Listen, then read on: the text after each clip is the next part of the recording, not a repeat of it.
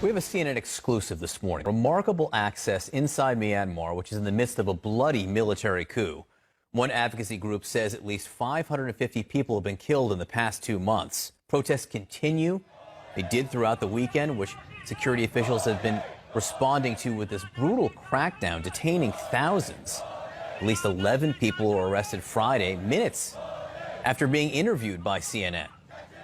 Our Clarissa Ward joins us now live from Myanmar with the permission of the military, who we do want to note is escorting our team. So, Clarissa, what's happening now? Tell us why it's so important for you to be there. Well, as you said, John, 2 months ago, a democratically elected government was overthrown by the military in a coup after the military suffered what can only be described as a humiliating defeat in the elections back in November. That coup has given rise to an enormous protest movement that has swelled across the country. Put simply, the military does not have the support of the people of Myanmar. And as those protests have swelled and people have become more angered about this coup, so too has the violent oppression of that protest movement by the military. As you said, hundreds have been killed, among them dozens of children. We wanted to come here to report on the ground because, simply put, John, no other journalists, international journalists, have been allowed into Myanmar since this coup happened. Now, we came with permission from the military, with all of the complications that entails, but we still felt that it was of vital importance to come here ourselves, to see what was happening, and to confront the people responsible for the violence. And so, Clarissa, I mean, I know all of this is delicate, but since you're under the auspices of the military, are you able to report freely? We had been assured prior to coming here that we would have independence and freedom of movement. We wanted to stay in a hotel in Yangon. That was not allowed. We're staying instead in this military compound. It's completely walled off. We cannot come in and out and move freely. On our first day, we were moving around with a convoy of 6 trucks full of soldiers. In addition to that, we have many minders following our every move. Whenever we do have the opportunity to be on the street, which is very rarely, Allison, our minders are constantly filming everything with their cell phones, making notes, making phone calls, taking records of every single person we talk to and every single movement we make. So it has not been without its challenges, Allison. Well, they're taking pictures and they're taking names, apparently, Clarissa. So tell us about the people who've been detained after speaking with you.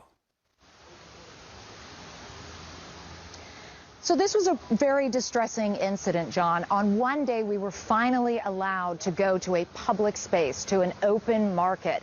And it's important to underscore here that we have not solicited contact with any activists, with anyone who's part of the protest movement, because we know, given the context that we're here in, just how dangerous that could be. However, when we took our cameras out in this market and started shooting video, people started coming up to us. People started giving the 3-fingered Hunger Games salute that has become the emblem, the symbol of this defiant movement. And they came up and started telling us their stories. They told us they were frightened. They told us there is no peace there. And we let them say their piece. We felt it was important to give them the opportunity to have their side of the story on the record. Shortly afterwards, however, we found out that many of them were detained. One woman actually ran after me while we were still at the market, trembling like a leaf, on the phone with someone who said that 3 people we'd spoken to had already been arrested. We had the opportunity, however, to sit down with Myanmar's senior military leadership, the government spokesman himself, and we asked him why on earth these people had been arrested, and we urged him to release them. Take a listen. We went to a market in Yangon, and a lot of people approached us because they wanted to talk to us. They wanted to tell their side of the story. We subsequently found out that at least 5 of them were arrested. We have verified this independently. We have seen photographic evidence in some cases to confirm this. Can you please explain why you would be arresting people for talking to us? What possible crime did these people commit? They haven't committed any crime. We saw it on the news yesterday, and I asked how many were arrested. 11 got arrested. The security forces were worried that they would provoke others and start the protest in the market, and that is why they got arrested. However, the government is arranging to release them as soon as possible. We are now very relieved to be able to confirm that at least 8 of those 11 people, and all 8 that CNN knew about, have now been released. And that is really, truly great news. But still, this just gives you such an idea of the situation that these people are confronting here. They can't even say on camera that they're frightened, that they want a better future, that they want democracy without being arrested. That's how threatened the military is by these people and by this enormously popular protest movement.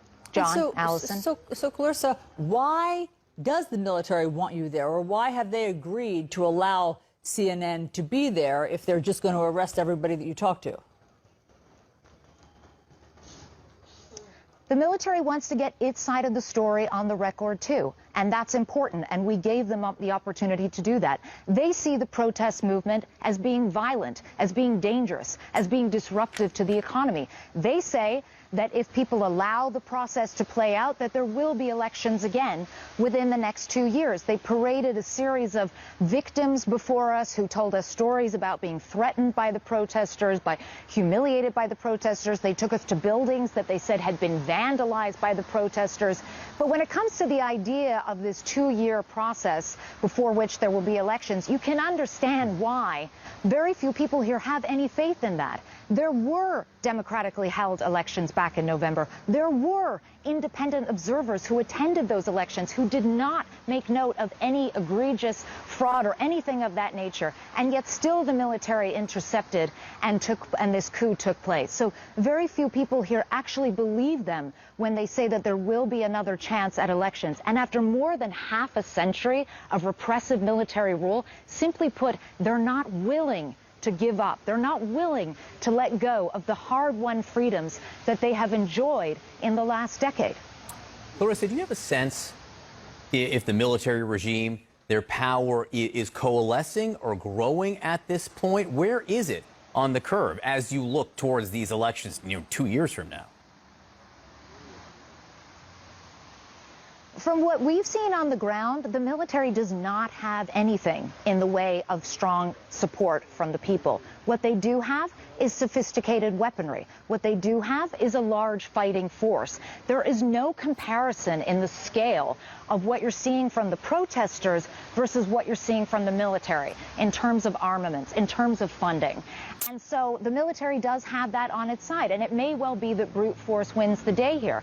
What's very concerning to so many people, including the United Nations, who warned that this could turn into a bloodbath, is that as the protesters become more incensed, as the protest movement becomes more violent, this country could be on course for real civil strife, and nobody wants to see that happen. Clarissa Ward, we are lucky to have you there. The world is lucky to have you there. So we get a window as to what is happening. Please stay safe, you and your team. Thank you for being